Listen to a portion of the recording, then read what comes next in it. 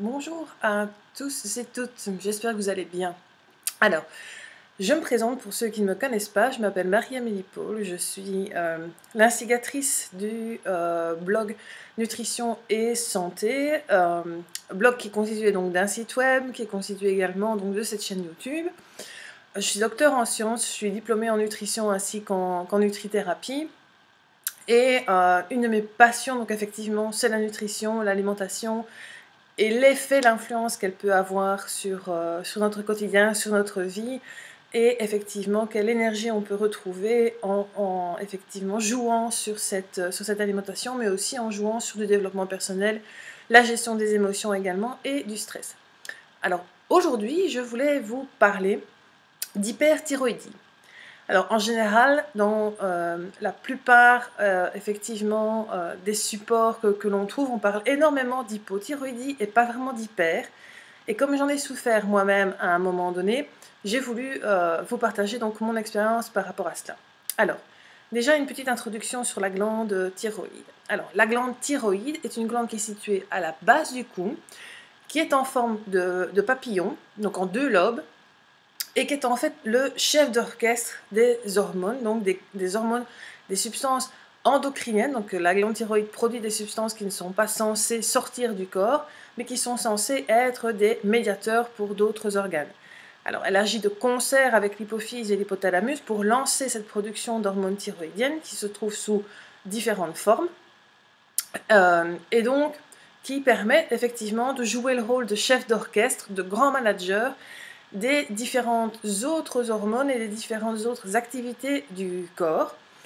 Notamment, la thyroïde règle votre digestion, elle règle effectivement la gestion du stress, elle règle vos humeurs, elle règle la croissance osseuse et nerveuse au niveau du fœtus, elle règle votre rythme cardiaque, elle règle effectivement aussi la gestion que vous avez de votre température interne. Enfin bref, j'en passe et des meilleurs, c'est vraiment une des glandes les plus importantes du corps. Alors, le problème, c'est que effectivement, parfois, cette glande donc, subit des petits troubles, voire des troubles conséquents. On parle souvent d'hypothyroïdie, d'hyperthyroïdie, donc de maladies d'Hashimoto et de Besdow. On parle également de nodules, c'est-à-dire donc des petits kystes qui se forment sur un ou plusieurs lobes avec des tailles différentes. On parle également de goitre. Donc le goitre, qu'est-ce que c'est? C'est l'espèce de grosseur que vous avez à ce moment-là à la base du cou, qui peut, s'il n'est pas traité, et on ne le traitait pas dans les années 1900, même début 20e siècle, en fait la glande prend tellement de place qu'elle descend sur les poumons et peut fatiguer effectivement le système respiratoire rien que par pression. Alors évidemment, il y a d'autres troubles qui peuvent mener au cancer, c'est quand même assez rare, et je vous rassure tout de suite, si on vous dépiste un cancer de la thyroïde, c'est un des cancers les mieux soignés et les mieux contrôlés de nos jours. Alors, donc, maintenant, si je reviens effectivement aux troubles donc, de la thyroïde, comment savoir que vous souffrez effectivement d'hyperthyroïdie? Eh bien, vous avez beaucoup plus chaud qu'avant, vous transpirez énormément, vous avez le cœur qui s'accélère, vous faites de la tachycardie, vous êtes une bombe d'énergie, vous êtes dans une hyperactivité incroyable, mais par contre, votre rendement en cette hyperactivité n'est pas terrible non plus. Vous êtes une véritable tête chercheuse et vous avez vraiment du mal à vous concentrer parce qu'effectivement, vos pensées vont de gauche et de droite. Vous perdez du poids sans aucune raison et en plus avec un appétit beaucoup plus grand. Donc là, à ce moment-là, vous pouvez effectivement vous poser des questions. Tiens, est-ce que bien sûr, je ne souffre pas d'hyperthyroïdie? Alors en général, si vous êtes déjà une personne assez nerveuse comme moi, c'est difficile de pouvoir reconnaître que vous faites effectivement de l'hyperthyroïdie parce qu'il y a plusieurs symptômes qui peuvent ne pas s'exprimer, comme par exemple une perte de poids ou une augmentation d'appétit. Ça dépend vraiment de chacun, c'est vraiment ultra spécifique. Alors ça, c'est vraiment quelque chose que j'aimerais que vous reteniez. La thyroïde est comme tout autre organe et comme votre corps ne ressemblera jamais à la thyroïde de votre voisin, et donc sa manière de fonctionner est vraiment tout à fait spécifique et elle est très délicate à cette spécificité, et donc ne tirez pas trop de conclusions par rapport à certaines choses. écoutez-vous et soyez effectivement attentif à chaque spécificité que votre corps peut avoir. Alors, quand on parle donc d'hyperthyroïdie, maintenant, ok, comment est-ce qu'on peut s'assurer que vous souffrez effectivement d'hyperthyroïdie? Eh bien, on vous fait une prise de sang où on vous dose non seulement des hormones thyroïdiennes, mais également l'intermédiaire de ces hormones thyroïdiennes qui est la TSH, mais également des anticorps.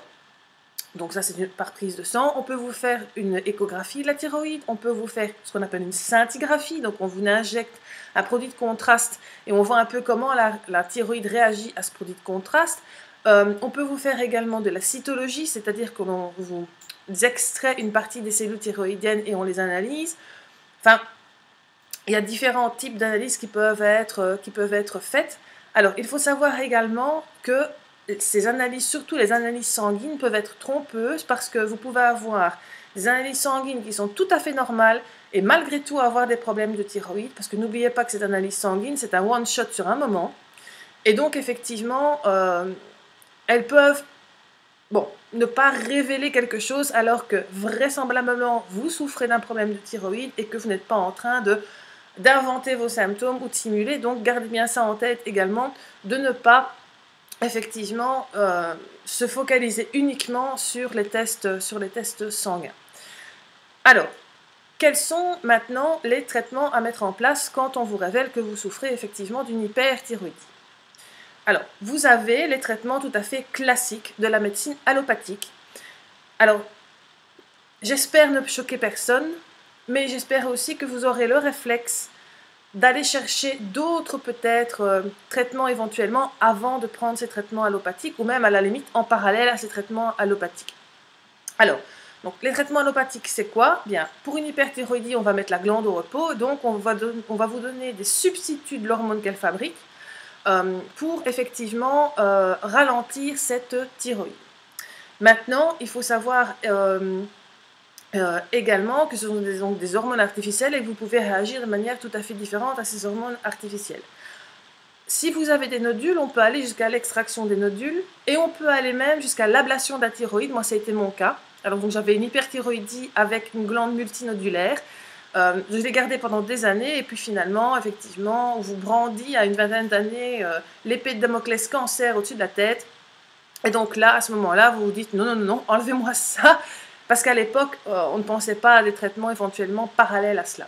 Ou combinatoires à effectivement un traitement allopathique. Alors, ces traitements combinatoires, qu'est-ce que c'est? C'est effectivement la nutrition, et je vais y revenir, mais c'est effectivement d'autres thérapies comme l'homéopathie, comme la gémothérapie, comme utiliser des huiles essentielles, qui effectivement ne vont pas forcément aller déséquilibrer d'autres systèmes que dans votre corps, parce que par exemple, si l'on vous donne des substituts d'hormones thyroïdiennes, on ne vous donne pas la forme active, on vous donne la forme inactive, et c'est maintenant votre foie qui prend le relais, qui transforme cette forme en forme active, qui prend le relais de la thyroïde, et donc effectivement, le foie, au bout de quelques années, peut en souffrir, peut se fatiguer.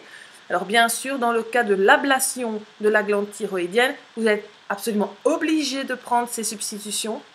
Mais, et ça, voilà, on en vit très très bien, hein, je vous en parlerai dans une autre vidéo, puisque j'ai moi-même subi une ablation de la thyroïde. Mais il faut savoir que quand on agit sur une ablation de la thyroïde, on supprime le symptôme, on ne supprime pas la cause. Alors on met parfois des années à se rendre compte de ça, moi ça a été mon cas. Et donc la cause, par exemple, dans la maladie, ce sont souvent des maladies auto-immunes. Alors je vous ai cité la maladie de Best-Dow, qui est en fait donc une maladie auto-immune où le corps produit des anticorps qui vont aller se loger sur les récepteurs de l'hormone TSH, qui est en fait l'hormone déclenchante de la production d'hormones thyroïdiennes. Et donc, qu'est-ce qui se passe? Eh bien, c'est comme si votre corps détectait un manque d'hormones thyroïdiennes alors qu'il n'en est rien, et donc votre thyroïde commence à produire des hormones thyroïdiennes, puisqu'elle a reçu ce signal de cet anticorps, alors que votre corps n'en a absolument aucun besoin. Donc ça, c'est dans la maladie de Best-Dow, et d'où tous les symptômes à gauche et à droite que vous avez d'une surproduction d'hormones thyroïdiennes. Alors, les causes de cette maladie de Best-Dow sont effectivement diverses, très spécifiques d'une personne à l'autre, mais on en retrouve en général deux. La première qui est un terrain génétique, Donc dans votre famille, quelqu'un a effectivement déjà souffert de cette maladie.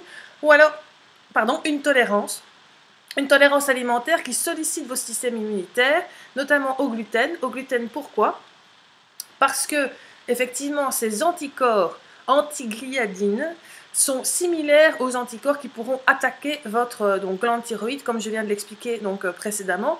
Donc il faut faire très attention aux intolérances alimentaires parce que si on vous supprime votre glande thyroïde, si on vous enlève cette glande thyroïde par chirurgie, par nécessité, hein, bien évidemment, je ne veux pas revenir là-dessus, eh bien, on n'a pas attaqué la cause, donc on n'a pas attaqué votre sensibilité au gluten. Ça peut être une sensibilité, ça peut être effectivement une base de maladie cœliaque alors que vous n'en avez pas les symptômes, etc., etc. Donc, vous avez un terrain qui est auto-immun, et donc il va falloir mettre en place des stratégies nutritionnelles pour effectivement venir soutenir votre système immunitaire, diminuer ces réactions auto-immunes. Et c'est un régime spécifique donc qui ne supprime pas que le gluten, mais qui peut également supprimer des aliments qui sont pro-inflammatoires, comme par exemple les laitages, comme certains types de viande rouge, où on va venir substituer également certaines graisses avec des graisses de meilleure qualité, donc des graisses végétales qui contiennent de bons oméga, etc., etc. Donc la nutrithérapie et la nutrition de l'hyperthyroïdie est vraiment très spécifique, et je vous invite à consulter à ce moment-là parce qu'elle est spécifique à votre terrain et elle est spécifique également à la manière dont votre corps réagit à tout un panel de choses. Alors à côté de l'alimentation, il y a bien évidemment la gestion du stress. C'est extrêmement important de pouvoir vous reposer, de pouvoir diminuer effectivement cet épuisement du corps. Il est également important, si vous fumez, d'arrêter le tabac. Le tabac est en fait une cause d'hyperthyroïdie. Et donc, je vous encourage à effectivement supprimer le tabac, qui n'est pas seulement délétère pour votre thyroïde, mais pour l'ensemble de votre organisme. Et d'agir sur cela, de vous faire accompagner également, parce que ce n'est pas un sevrage qui est facile à mettre en place, mais il y a toutes des protocoles qui peuvent vous aider à le faire. Donc, j'espère avoir répondu du moins, à vous avoir donné des pistes par rapport à la manière de vous soigner quand vous souffrez d'hyperthyroïdie. Donc, la médecine allopathique, oui, mais complémentée par effectivement d'autres médecines qui vont aller chercher beaucoup plus la cause de votre hyperthyroïdie, le noyau initial, l'origine de cette hyperthyroïdie. Donc, je vous souhaite une bonne journée et je vous dis à bientôt dans une nouvelle vidéo.